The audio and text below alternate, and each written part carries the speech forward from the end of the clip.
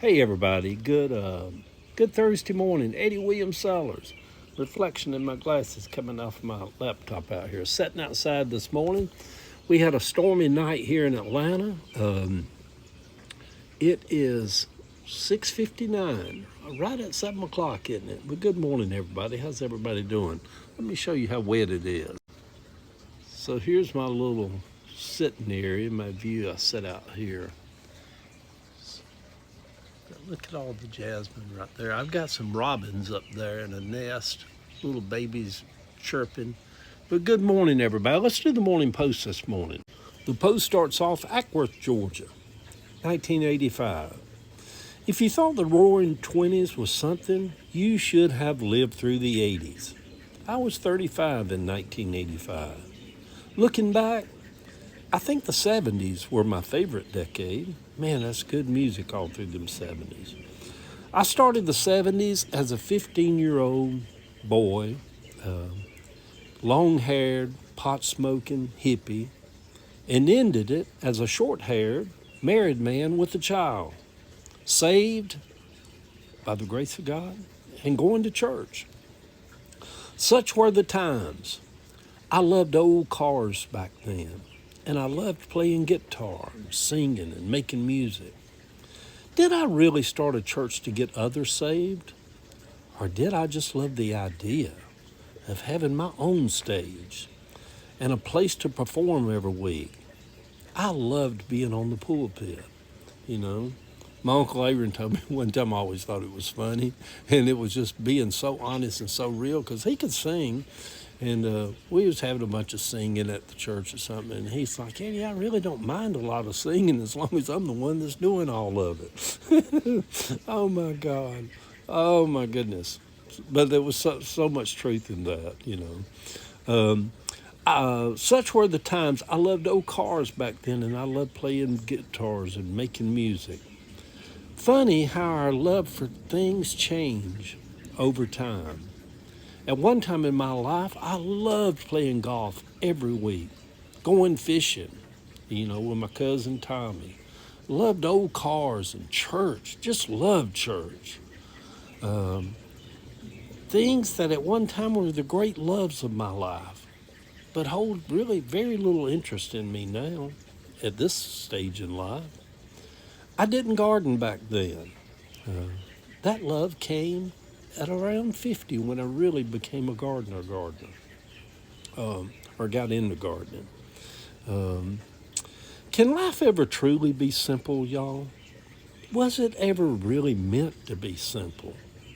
At 58, I sold, and I'm not 58 now, back when I was 58, I sold my bigger house in Grant Park and decided I was going to retire and move into the smaller Constance house.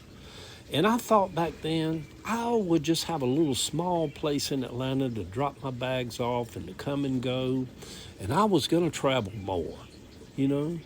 I was going to spend summers in Spain and travel the back roads of Costa Rica and other Central American little countries and spend time, finally, some real time in the south of France to write, to paint, to be an artiste.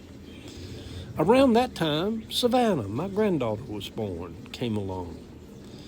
And I don't even know how I ever loved, and I don't think I even ever loved one of my own kids the way that I loved Savannah. Um, yeah, I didn't want to go anywhere once she got here. How could I thought. She needed she needed a pawpaw that I would tell myself. I'm herky-jerky reading this morning, sitting out here holding my phone.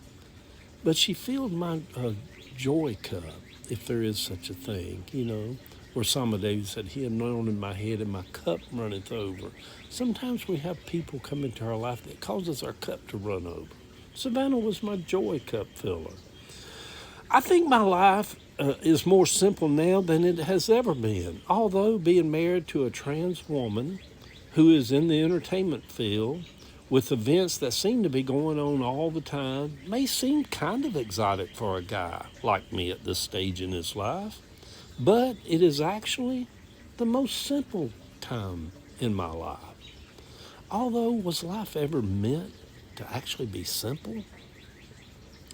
Life is deeply complex because relationships are complex. Life is basically a journey into and out of relationships as we journey through here as earthlings.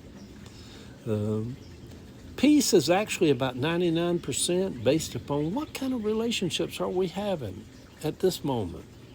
And it only takes one to kind of get into your head and kind of rob you of peace. No wonder Jesus said for us to make peace with our neighbors, even our enemies, you know, just to make peace with people around you. There is a certain freedom that comes. I thought about this the other week. There is a certain freedom that comes when you're living your life after your mom and dad both are dead, are gone.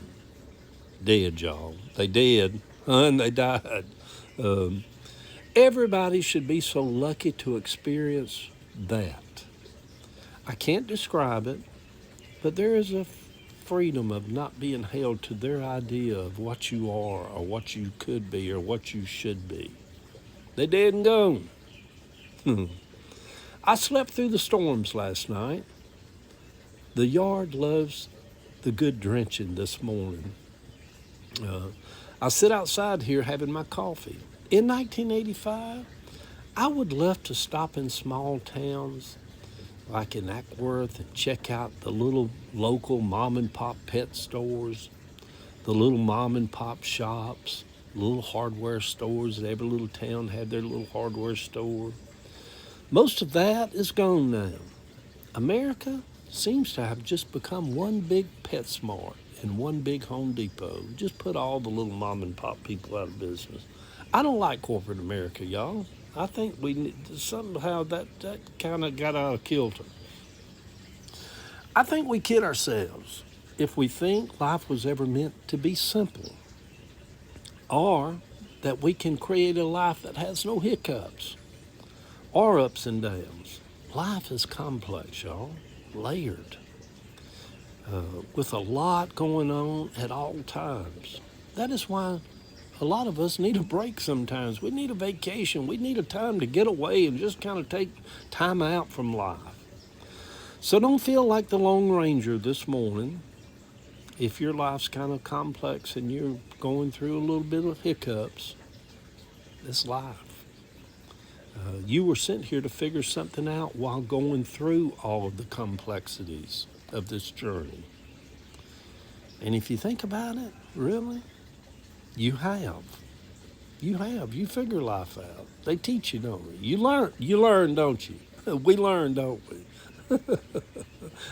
Good Thursday morning, everybody. What have you learned? You learn.